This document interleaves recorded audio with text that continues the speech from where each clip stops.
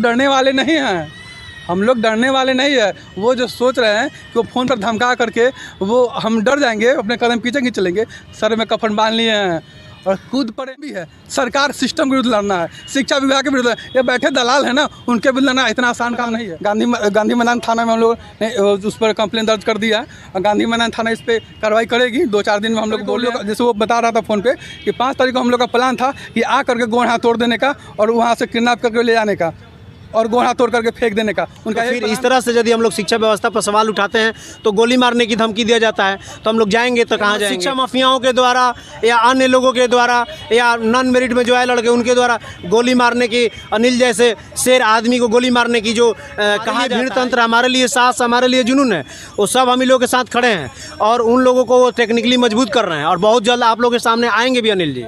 नमस्कार, आदाब, सत श्री अकाल। लाइव नेशन 7 में आपका स्वागत है। मैं शादाब मलिक। अगर अभी तक आप लोगों ने हमारे चैनल को सब्सक्राइब नहीं किया है तो ज़रूर सब्सक्राइब कर लें।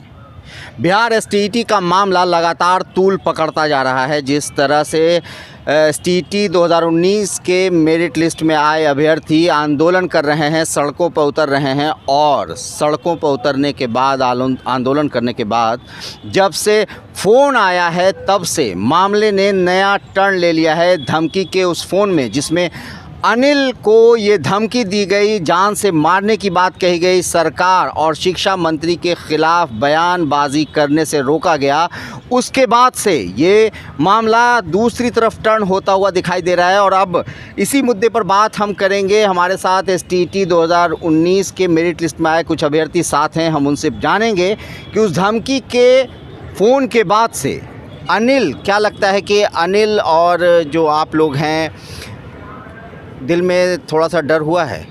रुपेश, थोड़ा भी डरे नहीं है, हम लोग थोड़ा भी डरने वाले नहीं हैं। सर में कफन बांध कर बैठ गए हैं, अपने अधिकार के लिए लड़ेंगे। हमने पहले तो ये बता दें पूरी आपको, जो पूरी जो है कि परिचर्चा जो उठ गई है, इसमें हुआ क्या कि हम लोग जिस दिन हम लोग पप्पू यादव जी से मिलने गए थे, अपनी बातों को रखने गए थे, वहाँ से जब रास्ते में लौट रहे थे तो 9 बजे के आसपास उन पर फ़ोन आता है और दे दनादन गाली दिया जा रहा है और साथ में ये भी कहा जा रहा है कि आप सरकार के विरुद्ध, शिक्षा मंत्री के विरुद्ध आप अगर कुछ भी बोलेंगे तो आपको जो है कि गोली मार दिया जाएगा, अब जान से मार दिया जाएगा। और गाली गलौज भी बहुत सारा किया गया अनिल जी को, और हमने भी बाद में मेरे मोबाइल पे भी मैसेज के थ्रू वो गाली गलौज कर रहे थे। लेकिन हम ये जानते हैं वो डरे हुए हैं, इसलिए गाली और फ़ोन पे धमकी दे रहे हैं। हम लोग डरने वाले नहीं हैं, हम लोग डरने वाले नहीं है। वो जो सोच रहे हैं कि वो फ़ोन पर धमका करके वो हम डर जाएंगे, अपने कदम पीछे नहीं चलेंगे, सर में कफन बांध लिए हैं और कूद पड़े हैं मेरिट के लिए लड़ने के लिए, और पीछे नहीं हटेंगे तो नहीं हटेंगे। सरकार कितनी मनमानी कर लेगी। ये आज़ादी के समय जिस तरीक़े से आज़ादी के समय अंग्रेज़ों से हमने लड़ा था अब देश को आज़ाद कराने के लिए, आज वैसे ही शिक्षा विभाग को आज़ाद करने के लिए हम लड़ रहे हैं और हमारे महापुरुषों के कदम पे हम लोग भी चलेंगे। और ये शिक्षा विभाग को जो आज गुलामी के दौर में जी रहा है शिक्षा विभाग, आज बिहार की शिक्षा व्यवस्था है वो गुलामी से बद स्थिति में जी रहा है। आज बिहार के बच्चे जो है अपने भविष्य को संवार नहीं पा रहे हैं, इसलिए क्योंकि वो स्कूल में शिक्षक नहीं है, शिक्षा माफिया का राज हो गया है। और मैं सभी मेरे भाई छात्रों से कहना चाहेंगे कि हम लोग डरे नहीं हैं, आप चिंता मत कीजिएगा। हमने सर में कफन बांध लिया है, मर जाएंगे या मेरिट के लिए लड़ते रहेंगे। तो अब जब गोली की बात हो रही है, बंदूक की बात हो रही है, जान से मारने की धमकी दी गई है, तो ऐसे में क्या आपके साथ और जो एसटीईटी के बाकी छात्र हैं जो पास हुए हैं 2019 का जो नोटिफिकेशन था उस हिसाब से, तो क्या उन लोग आपका साथ देंगे या इस मुद्दे पर अब वो पीछे हट जाएंगे? नहीं, वो उनकी पूरी समर्थन है। वो जहाँ भी है वो वहाँ से फ़ोन कर रहे हैं, समाचार पूछ रहे हैं और बोल रहे हैं कि हम आपके साथ हैं। पटना के अभी हम लोग गांधी मैदान में है ना, यहाँ पे वो लोग बोला कि फिर से आप लोग आइए, सब लोग मिलते हैं। और इस बार सब लोग दम से आ रहे हैं, बोले हैं। मेरिट वाले जो छात्र आंदोलन में नहीं आ पाए थे वो भी बोले हैं फ़ोन करके कि आप लोग लड़िए, आप लोग के हम साथ हैं और जहाँ हमारी जरूरत पड़ेगी वहाँ बोलिएगा। सब लोग ने हम फ़ोन करके समाचार पूछ रहे हैं। तो हम ये बात जानते हैं कि लड़ाई तो लंबी है, सरकार सिस्टम के विरुद्ध लड़ना है, शिक्षा विभाग के विरुद्ध। ये बैठे दलाल है ना, उनके विरुद्ध लड़ना इतना आसान काम नहीं है। हम लोग तो कफन मान ही लिया है, वो अपने लड़ेंगे। और एक बात कहना चाहते हैं, बिस्मिल्लाह खा के रास्ते पे चलने वाले हम हैं। उन्होंने कहा था कि सरफरोशी की तमन्ना अब हमारे दिल में है, सरफरोशी की तमन्ना अब हमारे दिल में है, देखना है जोर कितना बाजुए कातिल में है। हाथ में जुनून, हाथ में जिद हो, अगर हाथ में जिद है, हम यही कहना चाहते हैं कि हाथ में जिद है तो हाथ में जिद है, जुनून है, तो हम लोग पीछे नहीं हटेंगे, अपने अधिकार के लिए लड़ेंगे, अपने अधिकार के लिए मरेंगे, लेकिन छोड़ेंगे नहीं। तो राम प्रसाद बिस्मिल का तो ये शेर आप बोल रहे हैं, राम प्रसाद बिस्मिल क्रांतिकारी थे, उन्होंने देश को आज़ाद कराने में अहम भूमिका निभाई थी। यहाँ पर भी आप बोल रहे हैं कि शिक्षा विभाग गुलाम हो गया है, तो आखिर किसका गुलाम हो गया? दलालों का गुलाम हो गया है।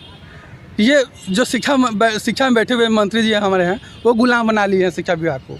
वो नहीं चाहते हैं कि बिहार के बच्चे पढ़ें, इसलिए हम लोग जो है कि अपने कदम को पीछे नहीं खींचेंगे। वो धमकी दे रहे हैं, वो हम फ़ोन पर धमकी दिवा रहे हैं, क्या कर रहे हैं वो। हम लोग तो गांधी मैदान थाना में हम लोग ने उस पर कंप्लेन दर्ज कर दिया है, और गांधी मैदान थाना इस पर कार्रवाई करेगी। 2-4 दिन में हम लोग बोले हैं, आश्वासन दिए हैं कि इस पर हम कार्रवाई करेंगे और तुरंत जो है कि FIR हुआ है या सिर्फ आप लोगों ने बताया है थाना को? नहीं, हमने तो वहाँ पर कंप्लेन कर दिया और उनको FIR के लिए अपना कागज़ दे दिया। अब उनकी काम है ना कि उस पर FIR करके उस पर तहकीकात करे। मेरा काम था अप्लीकेशन देना, कंप्लेन करना। हमने कंप्लेन करने का एप्लीकेशन जमा कर दिया।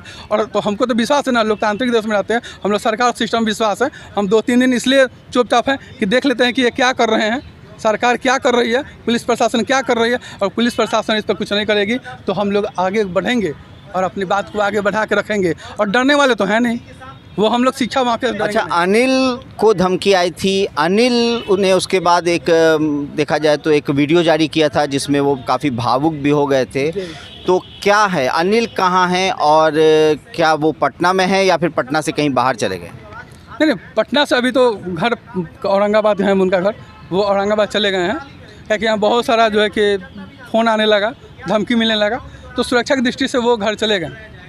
हमने यहाँ पे कंप्लेन कर दिया और सुरक्षा दृष्टि से बोला कि उनको कि वो 2-4 दिन के लिए साइड रहें, क्योंकि शिक्षा माफिया कुछ भी कर सकते हैं, ये कुछ भी कर सकते हैं, कितना भी स्तर गिरा सकते हैं, कि एकदम स्तर अपने नीचा तक गिरा सकते हैं। इसलिए हम लोग उनको बोले कि आप 2-3 दिन देखिए, और फ़ोन आ रहे हैं तो उसका कंप्लेन हमने कर ही दिया है।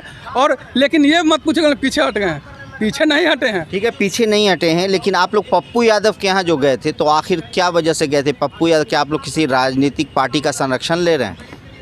हम लोग किसी राजनीतिक पार्टी का संरक्षण लेने गए थे।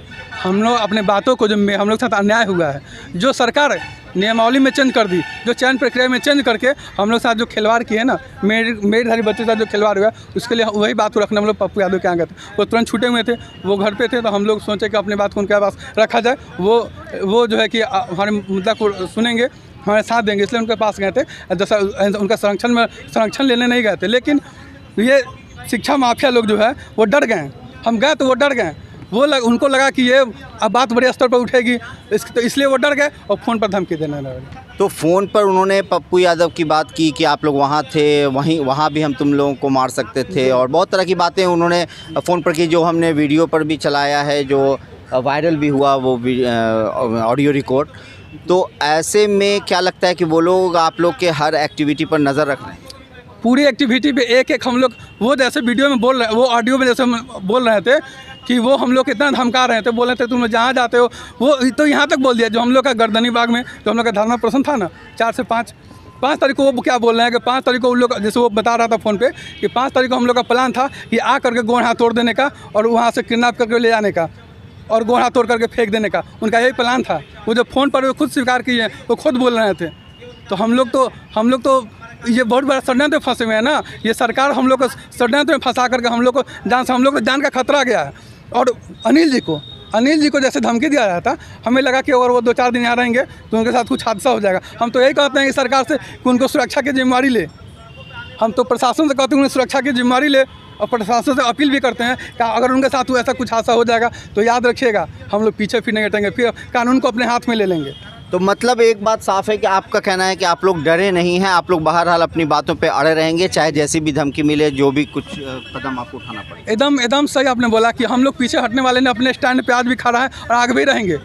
नियमावली में आप चयन प्रक्रिया में तो चयन नहीं कर सकते हैं ना।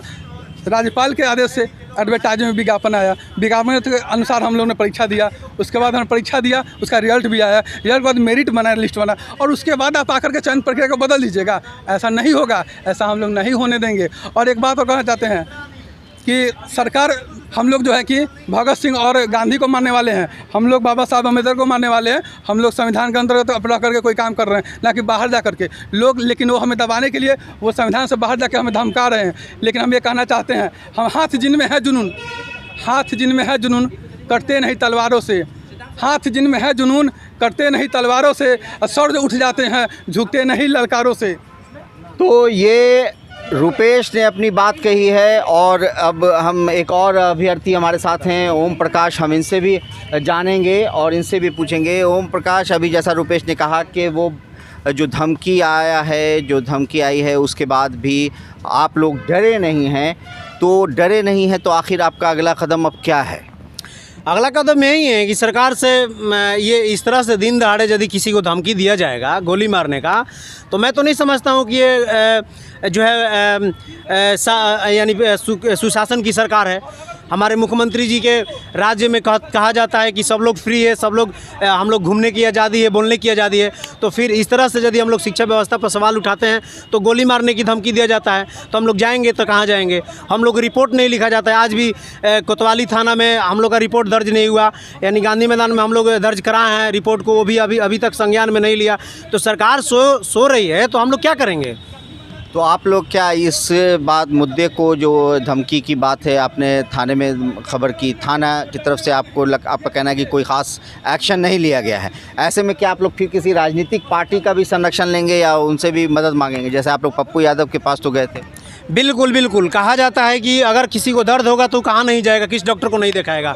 उसी तरीक़ा से यदि सरकार के सामने हम अपनी मांगों को रखते हैं, हम लोग आए हैं, पढ़ लिख के मेरिट में आए हैं, हम लोग पढ़ने वाले लोग हैं, यदि सरकार हमारी मांग को नहीं सुनेंगी तो हम किसके पास जाएंगे? विपक्ष से अपना आवाज़ उठवाएंगे कि आप हमारी आवाज़ को उठाइए, बुलंद कीजिए, इस मुद्दा को सुलझाइए।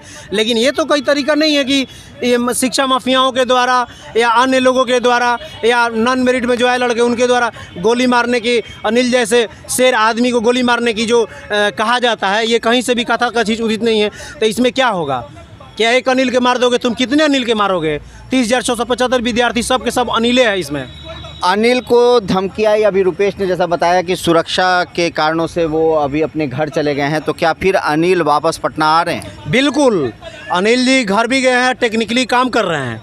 और हम कैसे, जैसे कि आप जानते हैं कि किसी भी लोकतंत्र को मजबूत भीड़ तंत्र के द्वारा होता है, तो 30,675 जो कैंडिडेट है वो एक हमारे लिए भीड़ तंत्र, हमारे लिए साहस, हमारे लिए जुनून है। वो सब हम ही लोगों के साथ खड़े हैं और उन लोगों को वो टेक्निकली मजबूत कर रहे हैं। और बहुत जल्द आप लोगों के सामने आएंगे भी अनिल जी, बहुत जल्द आने वाले हैं।